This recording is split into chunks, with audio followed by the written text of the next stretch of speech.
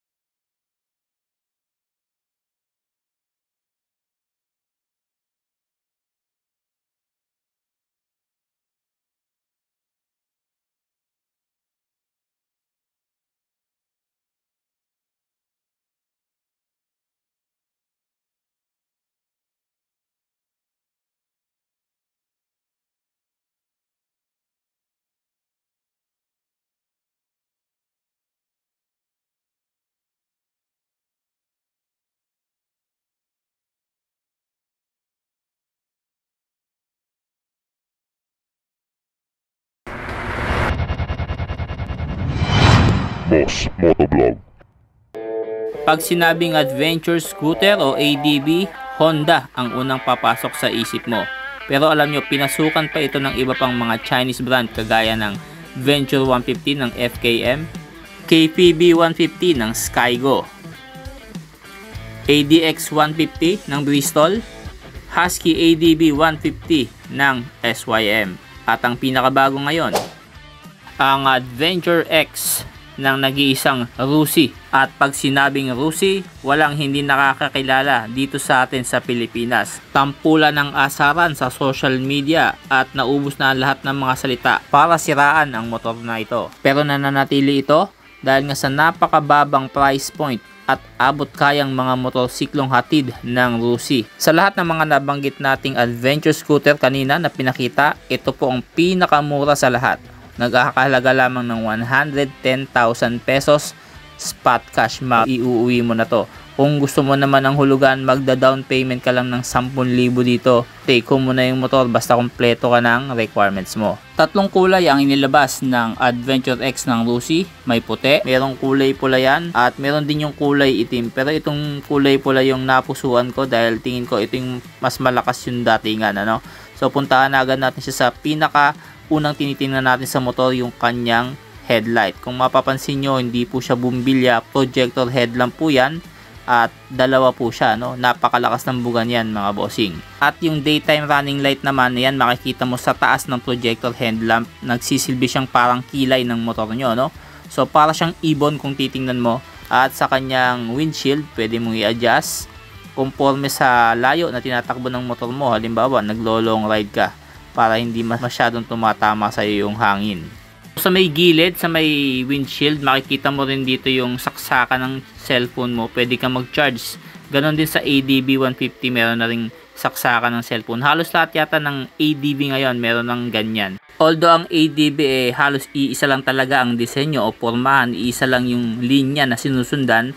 Pero kung titingnan mo overall itong forma nito, naiiba naman siya sa lahat ng mga ADB na meron na sa atin sa Pilipinas. Para sa akin, okay na okay ito. At itong ADB na to na adventure scooter ng Rossi, dito lang po natagpuan yan sa may Binyan. Rossi po ito sa may Binyan, Laguna. So dito po makikita nyo yung kanilang motorsiklo na Rusi. Naghanap-hanap na rin kasi ako nito sa ibang branch, so dito ko lang siya talaga nakita. Syempre magkakaroon din yun sa ibang branch na malapit sa inyo, antay-antay lang po tayo. Ang ganda ng mugs nitong Rusi na to, Malakalesa type. At magmula po sa ilaw nito na projector headlamp na LED, ganun din yung kanyang daytime running light LED. Lahat po, pati yung mga turn signals sa harap at sa likod, pati yung tail light, wala na pong dibumbilya. LED na po lahat ng lightnings nito at ang kagandahan dyan mga bossing, napaka power efficient pagka LED yung ginagamit mo at mas malakas yung buga. Kitang kita mo kahit na umaga, very visible pagka LED ang ginagamit nating ilaw sa motorsiklo. At pagdating naman sa technical specs ng motor, ito po ay 149.3cc po yan. 4-stroke single cylinder po yan at 4 valves na rin po mga bossing. Liquid cool po ang kanyang cooling system at sigurado ako na kayang sumabay din sa mga bagong ADB ngayon na naglalabasan sa market. Kayang sumipa ng 14.7 horsepower. Ang kanyang tank capacity naman ay napakalaki po, 11 liters po ang kaya mong ikarga dito. Pagdating sa braking system, naka-disc brake po yan sa harap at ganun din po sa likod. At ang maganda rito, equipped na siya ng combi brake system na ginagamit din ito sa mga motor ng Honda na kapag pumreno ka sa harapan, sumasabay din po ng preno ang likurang gulong nyo. So ang maganda dito, naiiwasan natin yung pagkadulas o bigla ang pagbalentong ng motorsiklo, lalo na pagka medyo may sudden brakes na nangyayari. At isabay ko na rin yung mga maliliit na detalye ng motor, kagaya niyan, meron siyang reflectorized, may rubber boot para sa inyong telescopic, at ang gaganda rin ng kanyang mga font, yung kanyang mga sticker na nakakabit, at nagdadagdag lalo ng appeal sa motor na ito. Fuel injected na ito, kagaya ng nakikita nyo sa gilid, meron dyang Rusi.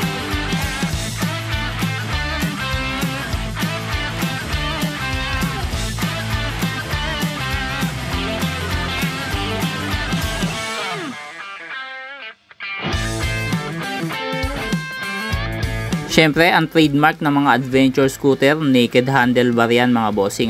Sa mga buttons, napaka-basic lang naman na detalye makikita mo dito sa kanan. Andyan, merong ignition switch, kill switch, pwede mo ring patayin ng ilaw kung gusto mo. Sa kaliwa naman na high and low beam busina, meron ding passing light yan at meron ding hazard light.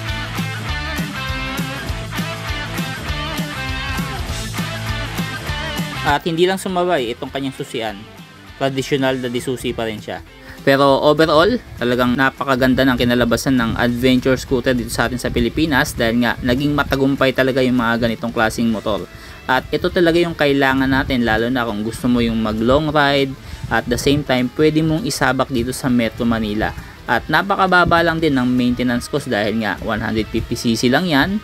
Hindi kagaya ng mga big bike na talaga namang halos lumalamon ng gasolina. Ito makakapag-adventure ka at the same time pwede mo rin gamitin pang city driving nang mababa lang ang iyong maintenance cost at tipid rin sa gasolina. Lahat na magagawa mo dito, no? Huwag ka lang aakit ng bundok na matarik, hindi ka kayanin. So light off-roads lang mga bossing. So hanggang sa muli, kung gusto mong kunin itong Adventure X 150 ng Rusi, nagkakalaga ng 110,000 pesos.